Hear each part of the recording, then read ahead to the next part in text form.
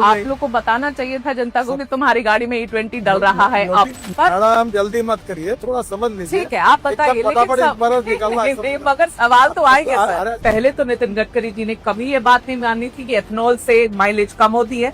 जब हरदीप पुरी जी ने ये बात मानी तब उन्होंने मानी। ब्लेंडेड पेट्रोल जब यूज कर रहे हैं तो माइलेज कम होगी कि नहीं, बस इतना ही पूछा मैंने। आप गलत बोलती हो, फिर समझो। देश की जनता अभी सीरियसली कंफ्यूज है कि नितिन गडकरी जी के पास पेट्रोलियम का पारभार है कि इनके पास ट्रांसपोर्ट का डिपार्टमेंट है। आप एथेनॉल के ब्रांड एम्बेसडर बन के बैठे हुए।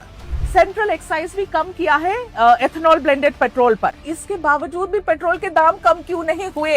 ये सब सवाल आप पेट्रोलियम मिनिस्टर को पूछो। ये बढ़िया है। अभी आप देखो, आप क्या करती है? हाँ। आप तबला डग्गा बजाती है। अरे क्या तबला बजाती हो? आप अभी मुझे पूछ रहे हैं कि तुम पेट्रोलियम मंत्री हो, ये भी तुम बोलोगे? सर जो प्योर पेट्रोल है XP 170 रुपीज पर लीटर, 170 रुपए प्रति लीटर, सर कौन भराएगा गाड़ी में, बताओ?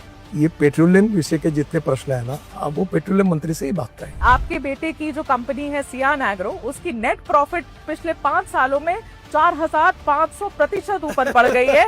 इतने 1000 करोड़ की आप बना देते हैं हाईवे, और आपने एकदम बेस्ट टेक्नोलॉजी, बेस्ट मटेरियल, पहली बारिश घंटा हो जाता है, फिर आप कहेंगे कि सवाल पूछो तो गलत है।